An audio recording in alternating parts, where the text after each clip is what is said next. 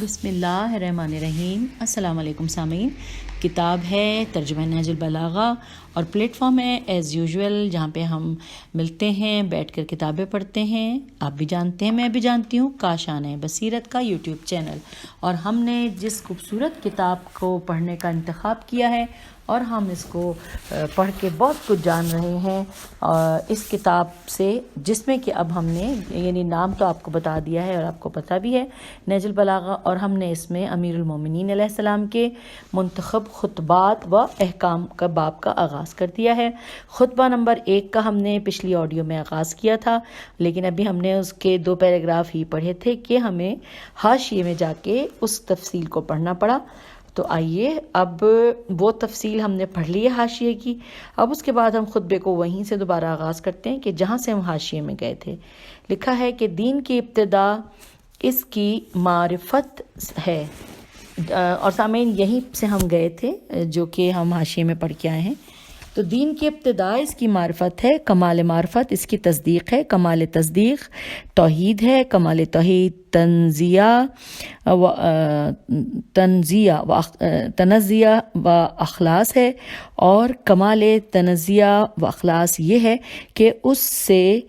صفتوں کی نفی کی جائے، کیونکہ ہر صفت شاہد ہے کہ وہ اپنے موصوف کی غیر ہے، اور ہر موصوف شاہد ہے کہ وہ صفت کے علاوہ کوئی چیز ہے۔ پیج 71 پہ ہم ہیں، اور پیج 71 ہی سے سمجھ لیجئے کہ اب ہم باقاعدہ آغاز کر رہے ہیں۔ لہٰذا جس نے ذات الہی کے علاوہ صفات مانے، اس نے ذات کا ایک دوسرا ساتھی مان لیا، اور جس نے اس کی ذات کا کوئی اور ساتھی مانا، اس نے دوئی پیدا کی۔ جس نے دوئی پیدا کی، اس نے اس کے لیے جز بنا ڈالا، اور جو اس کے لیے اجزاء کا قائل ہوا وہ اس سے بے خبر رہا، اور جو اس سے بے خبر رہا اس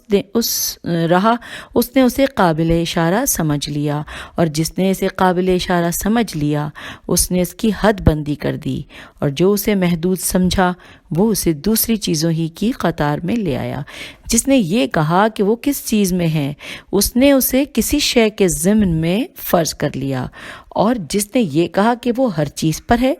اس نے وہ جگہیں اس سے خالی سمجھ لیں۔ وہ ہے ہوا نہیں، موجود ہے مگر عدم سے وجود میں نہیں آیا۔ وہ ہر شے کے ساتھ ہے، نہ جسمانی اتصال کی طرح وہ ہر چیز سے علیحدہ ہے، نہ جسمانی دوری کے طور پر وہ غافل ہے، لیکن حرکات و آلات کا محتاج نہیں۔ وہ اس وقت بھی دیکھنے والا تھا جب کہ مخلوقات میں کوئی چیز دکھائی دینے والی نہ تھی۔ وہ یگانہ ہے، اس لیے کہ اس کا کوئی ساتھی ہی نہیں ہے کہ جس سے وہ مانوس ہو اور اسے کھو کر پریشان ہو جائے۔ اس نے پہلے پہل خلق کو ایجاد کیا بغیر کسی فکر کی جولانی کے اور بغیر کسی تجربے کے جس سے فائدہ اٹھانے کی اسے ضرورت پڑی ہو، پیج 72، اور بغیر کسی حرکت کے جسے اس نے پیدا کیا ہو، اور بغیر کسی ولولے اور جوش کے جس سے وہ بےتاب ہوا ہو۔ ہر چیز کو اس کے وقت کے حوالے سے بے جوڑ چیزوں میں توازن و ہم آہنگی پیدا کی، ہر چیز کو جداگانہ طبیعت و مزاج کا حامل بنایا، اور ان طبیعتوں کے لیے مناسب صورتیں ضروری قرار دیں۔ وہ ان چیزوں کو ان کے وجود میں آنے سے پہلے جانتا تھا، ان کی نہایت پر احاط ان کی حدودیات کو پر احاطہ کیے ہوئے تھا، اور ان کے نفوس و اعضاء کو پہچانتا تھا۔ پھر یہ کہ اس نے کشادہ فضا، وسیع اطراف و اکناف اور خلا کی وسعتیں خلق کیں، اور ان میں ایسا پانی بہایا جس کے دریائے مواج کی لہریں طوفانی اور بحر ذخار کی موجیں تہ بتہ تھیں۔ اسے تیز ہوا اور تند آندھی کی پشت پر لادا، پھر اسے پانی کے پلٹانے کا حکم دیا، اور اسے اس کے پابند رکھنے پر قابو دیا، اور اسے پانی کی سرحد سے ملا دیا۔ اس کے نیچے ہوا دور تک پھیلی ہوئی تھی، اور اوپر پانی ٹھاٹھے مار رہا تھا۔ پھر اللہ سبحانہ نے اس پانی کے اندر ایک ہوا خلق کی جس کا چلنا بانج یعنی بریکٹ میں لکھا ہے بے ثمر تھا، اور اسے اس کے مرکز پر قرار کیا، اس کے جھونکے تیز کر دیے اور اس کے چلنے کی جگہ دور دراز تک پھیلا دی۔ پھر اس ہوا کو نامور کیا کہ وہ پانی کے ذخیرے کو تھپیڑ دے اور بحر بے کراں کی موجوں کو اچھالے۔ اس ہوا نے پانی کو یوں مت کیا جس طرح دہی کے مشکیزے کو نتھا جاتا ہے، اور اسے ڈھکیلتی ہوئی چیز سے چلی، اسے دوبارہ پڑھتے ہیں، اور اسے ڈھکیلتی ہوئی تیزی سے چلی، جس طرح خالی فضا میں چلتی ہے اور پانی کے ابتدائی حصے کو آخری حصے پر اور ٹھہرے ہوئے کو چلتے ہوئے پانی پر پلٹانے لگی۔ پیج 72۔ یہاں تک کہ اس متلاطم پانی کی سطح بلند ہو گئی اور وہ تہ بتہ پانی جھاگ دینے لگا۔ اللہ نے وہ جھاگ کھلی ہوا اور کشادہ فضا کی طرف اٹھائی اور اس سے 7 آسمان پیدا کیے۔ نیچے والے آسمان کو رکی ہوئی موج کی طرح بنایا اور اوپر والے آسمان کو محفوظ چھت اور بلند عمارت کی صورت میں اس طرح قائم کیا کہ نہ ستونوں کے سہارے کی حاجت تھی نہ بندھنوں سے جوڑنے کی ضرورت۔ پھر ان کو ستاروں کی سج دھج اور روش، تاروں کی چمک دمک سے آراستہ کیا اور ان میں ضو پاش چراغ اور جگمگاتا چاند رواں کیا جو گھومنے والے فلک، چلتی پھرتی چھت اور جنبشیں کھانے والی لوح میں ہے۔ پھر خداوند عالم نے بلند آسمانوں کے درمیان شگاف پیدا کیے اور ان کی وسعتوں کو طرح طرح کے فرشتوں سے بھر دیا۔ کچھ ان میں سر بسجد،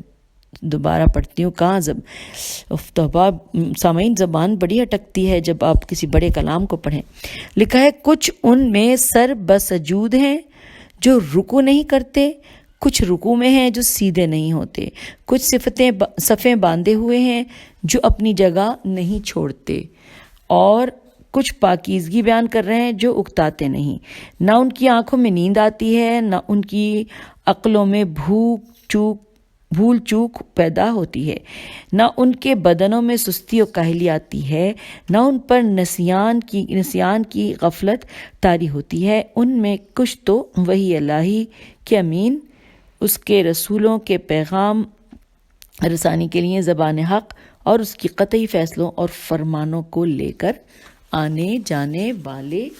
ہیں۔ پیج 74 پہ ہم آ گئے۔ کچھ اس کے بندوں کے نگہبان اور جنت کے دروازوں کے پاسبان ہیں، کچھ وہ ہیں جن کے قدم زمین کی تہ میں جمے ہوئے ہیں اور ان کے پہلو اطراف عالم سے بھی آگے بڑھ گئے ہیں۔ ان کے شانے عرش کے پایوں سے میل کھاتے ہیں، عرش کے سامنے ان کی آنکھیں جھکی ہوئی ہیں اور اس کے نتیجے اپنے پروں میں لپٹے ہوئے ہیں، اور ان میں اور دوسری مخلوق میں عزت کے حجاب اور قدرت کے سرا پردے حائل ہیں۔ وہ شکل و صورت کے ساتھ اپنے رب کا تصور نہیں کرتے، نہ اس پر مخلوق کی صفتیں طاری کرتے ہیں، نہ اسے محل و مکان میں گھرا ہوا سمجھتے ہیں، نہ اشباہ و نظائر سے اس کی طرف اشارہ کرتے ہیں۔ اگلا پیراگراف ہے کہ اور بریکٹ میں لکھا ہے کہ آدم علیہ السلام کی تخلیق کے بارے میں۔ آئیے پڑھتے ہیں۔ لکھا ہے پھر اللہ نے سخت و نرم اور شیریں و شورا زار زمین سے مٹی جمع کی، اسے پانی سے اتنا بھگویا کہ وہ صاف ہو کر نتھر گئی، اور تری سے اتنا گوندھا کہ اس میں لس پیدا ہو گیا۔ اس سے ایک ایسی صورت بنائی جس میں موڑ ہیں اور جو اعضاء ہیں، اور مختلف حصے اسے یہاں تک سکھایا کہ وہ خود تھم سکی، اور اتنا سخت کیا کہ وہ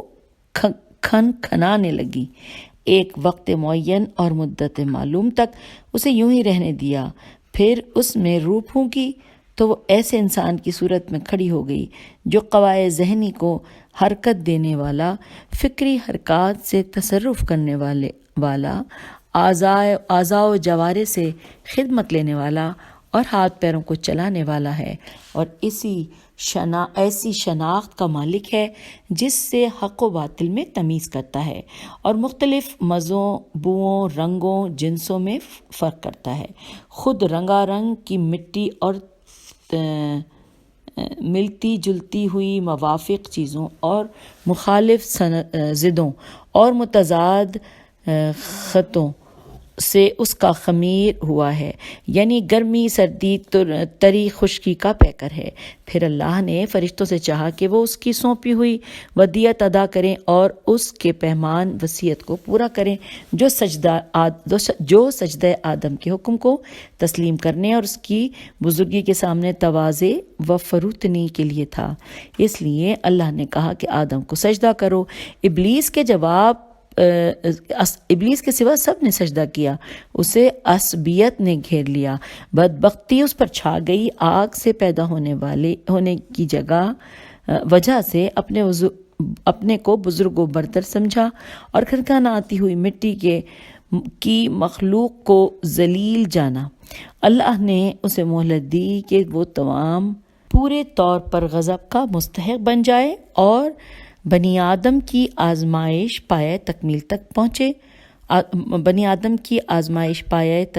پہنچے اور وعدہ پورا ہو جائے۔ چنانچہ اللہ نے اس سے کہا کہ تجھے وقت معین کے دن تک کی مہلت ہے۔ پھر اللہ نے آدم کو ایسے گھر میں ٹھہرایا جہاں ان کی زندگی کو خوشگوار رکھا، انہیں شیطان اور اس کی عداوت سے بھی ہوشیار کر دیا، لیکن ان کے دشمن نے ان کی جنت میں ٹھہرنے اور نیکوکاروں میں مل جل کر رہنے۔ پیج ہم پلٹ رہے ہیں، پیج نمبر 76 پر۔ مل جل کر ان پر حسد کیا اور آخرکار انہیں فریب دے دیا۔ آدم نے یقین کو شک اور ارادے سے استحکام کو کمزوری کے ہاتھوں بیچ ڈالا، مسرت کو خوف سے بدل دیا اور خوف خوردگی کی وجہ سے ندامت اٹھائی۔ پھر اللہ نے آدم کے لیے توبہ کی گنجائش رکھی، انہیں رحمت کے کلمے سکھائے، جنت میں دوبارہ پہنچانے کا ان سے وعدہ کیا اور انہیں دار ابتلا و محل افزائش نسل میں اتار دیا۔ اللہ سبحانہ نے ان کی اولاد سے انبیاء چنے، وحی پر ان سے عہد و پیمان لیا، تبلیغ رسالت کا انہیں امین بنایا، جبکہ اکثر لوگوں نے اللہ کا عہد بدل دیا تھا۔ چنانچہ وہ اس کے حق سے بے خبر ہو گئے اور ان کو اس کا شریک بنا ڈالا۔ شیاطین نے اس کی معرفت سے انہیں روگرداں اور اس کی عبادت سے الگ کر دیا۔ اللہ نے ان میں اپنے رسول مبعوث کیے اور لگاتار انبیاء بھیجے تاکہ ان سے فطرت کے عہد و پیمان پورے کرائیں، ان کی بھولی ہوئی نعمتیں یاد دلائیں، پیغام ربانی پہنچا کر حجت تمام کریں، عقل کے دفینوں کو ابھاریں اور انہیں قدرت کی نشانیاں دکھائیں۔ یہ سروں پر بلند بام آسمان، ان کے نیچے بچھا ہوا فرش زمین، زندہ رکھنے والا سامان معیشت، فنا کرنے والی اجلیں، بوڑھا کر دینے والی بیماریاں اور پے در پے آنے والے حادثے۔ اللہ سبحانہ نے اپنی مخلوق کو بغیر کسی فرستادہ پیغمبر یا آسمانی کتاب یا دلیل قطعی یا طریق روشن کے کبھی یوں ہی نہیں چھوڑا۔ پیج 77۔ ایسے رسول جنہیں تعداد کی کمی اور جھٹلانے والوں کی کثرت درماندہ و عاجز نہیں کرتی تھی، ان میں کوئی سابق تھا جس نے بعد میں آنے والے کا نام و نشان بتایا، کوئی بعد میں آیا جسے پہلا پہچنوا چکا تھا۔ اسی طرح مدتیں گزر گئیں، زمانے بیت گئے، باپ داداؤں کی جگہ پر ان کی اولادیں بس گئیں، یہاں تک کہ اللہ سبحانہ نے ایفائے عہد اور اتمام نبوت کے لیے محمد صلی اللہ علیہ وآلہ وسلم کو مبعوث کیا، جن کے متعلق نبیوں سے عہد و پیمان لیا جا چکا تھا، جن کے علامات ظہور مشہور محل ولادت مبارک و مسعود تھا۔ اس وقت زمین پر بسنے والوں کے مسلک خدا اس وقت زمین پر بسنے والوں کے مسلک جدا جدا، خواہش متفرق و پراگندہ اور راہیں الگ الگ تھیں، یوں کہ کچھ اللہ کو مخلوق سے تشبیہ دیتے، کچھ اس کے ناموں کو بگاڑ دیتے، کچھ اسے چھوڑ کر اوروں کی طرف اشارہ کرتے تھے۔ خدا بند عالم نے آپ کی وجہ سے انہیں گمراہی سے ہدایت کی راہ پر لگایا اور آپ کے وجود سے انہیں جہالت سے چھڑایا۔ پھر اللہ سبحانہ نے محمد صلی اللہ علیہ وآلہ وسلم کو اپنے لقاء و قرب کے لیے چنا، اپنے خاص انعامات آپ کے لیے پسند فرمائے اور دار دنیا کی بود و باش سے آپ کو بلند تر سمجھا اور زحمتوں سے گھری ہوئی جگہ سے آپ کے رخ کو موڑا اور دنیا سے باعزت آپ کو اٹھا لیا۔ حضرت تم میں اسی طرح کی چیز چھوڑ گئے جو انبیاء اپنی امتوں میں چھوڑتے چلے آئے تھے، پیج 78۔ اس لیے کہ وہ طریق واضح و نشان محکم قائم کیے بغیر یوں ہی بے قید و بند انہیں نہیں چھوڑتے تھے۔ پیغمبر صلی اللہ علیہ وآلہ وسلم نے تمہارے پروردگار کی کتاب تم میں چھوڑی ہے، اس حالت میں کہ انہوں نے کتاب کے حلال و حرام و واجبات و مستحبات، ناسخ و منسوخ، رخص و عزائم، خاص و عام،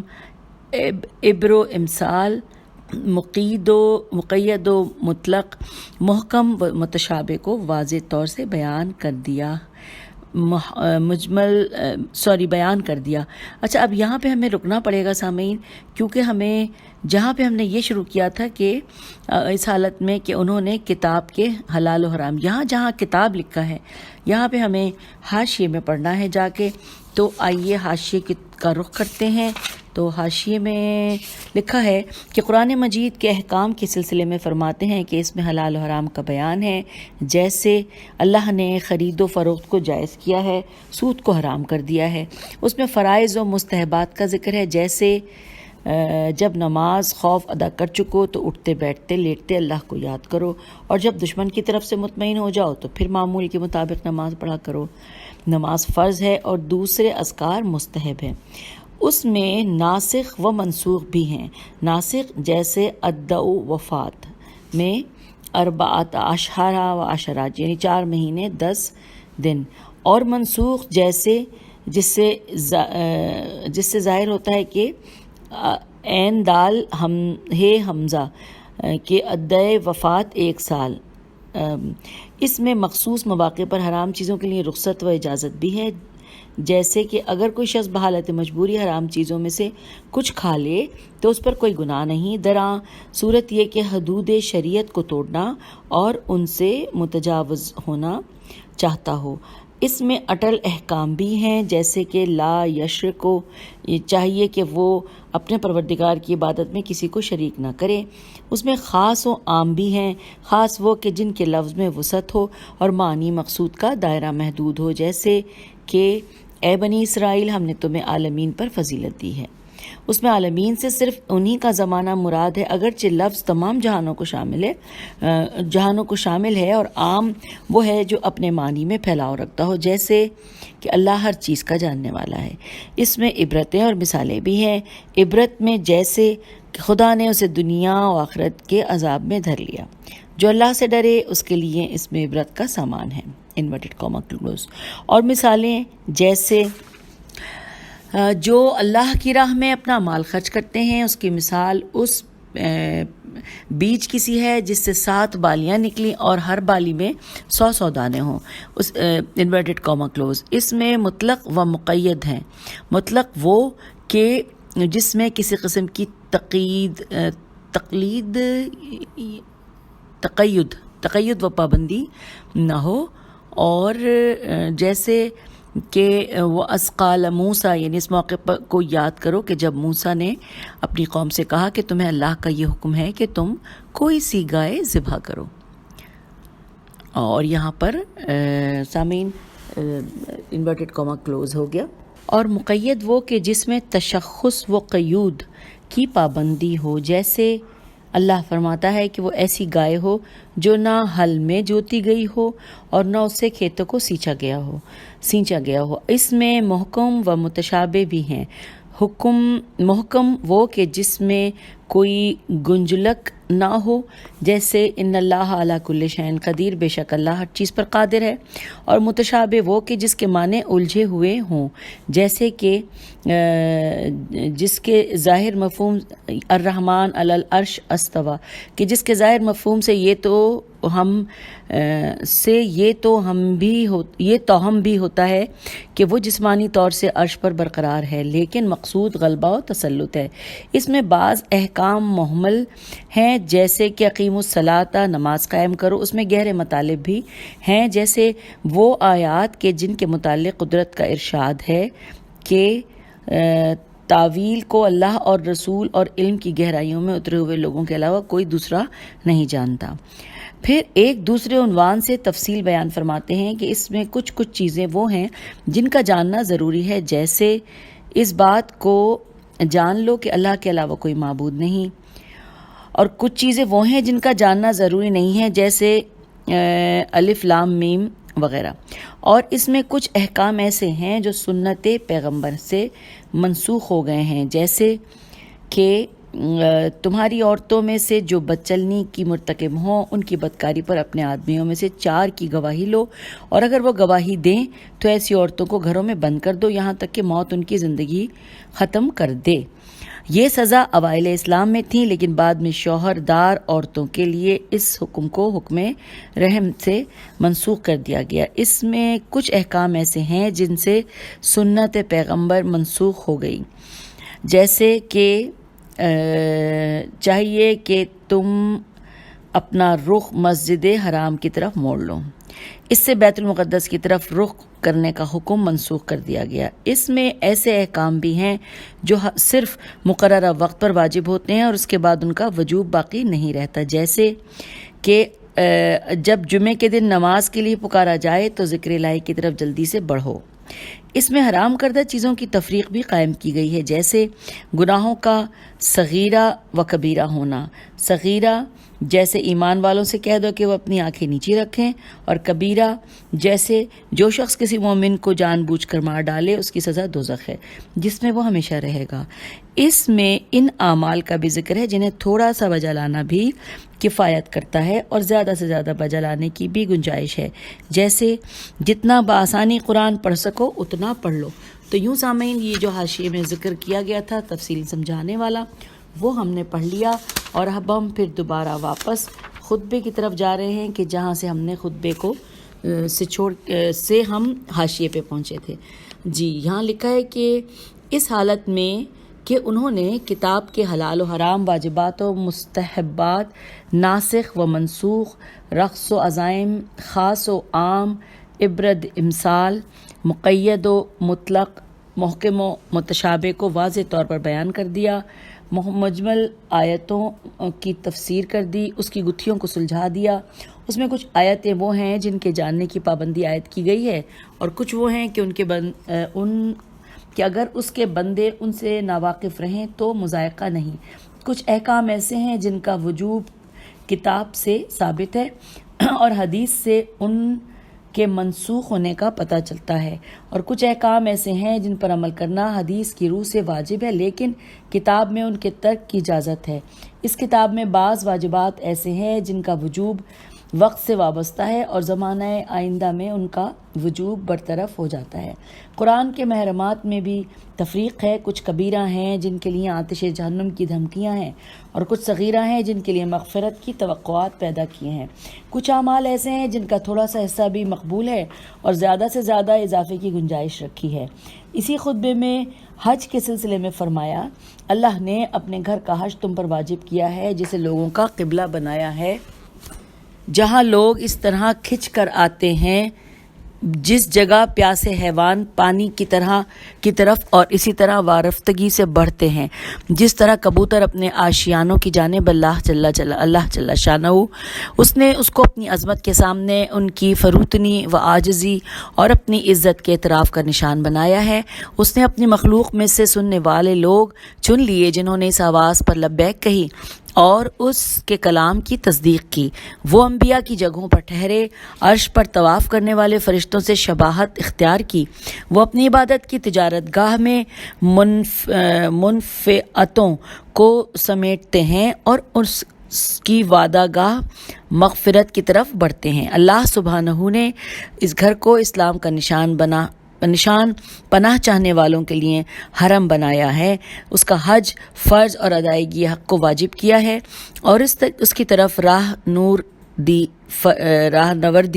فرض کی ہے۔ چنانچہ اللہ نے قرآن میں فرمایا کہ اللہ کا واجب الادا حق لوگوں پر یہ ہے کہ وہ خانہ کعبہ کا حج کریں جنہیں وہاں تک پہنچنے کی استطاعت ہو، اور جس نے کفر کیا تو جان لے کہ اللہ سارے جہان سے بے نیاز ہے۔ اور یوں سامعین، ہم نے یہ پہلا جو مولا علی کا خطبہ تھا وہ مکمل کر لیا، جو کہ پیج 79 پہ ہے، لیکن اس کے علاوہ جو پیج 80، 81، 82، 83، 84 یہ وہ صفحات ہیں کہ جو کہ ہم نے جب حاشیے میں پڑھے تھے، جو تفصیلات میں آپ کو سناتی رہی وہ ان صفحات پر تھیں، جو کہ میں اس وقت ساتھ ساتھ چلتی رہی تھی۔ تو یوں ہم نے پیج 84 تک آج کی آڈیو میں ہم نے مکمل کر لیا، اور انشاءاللہ ہم اگلی آڈیو میں خطبہ نمبر 2 سے اس کا آغاز کریں گے۔ خدا حافظ۔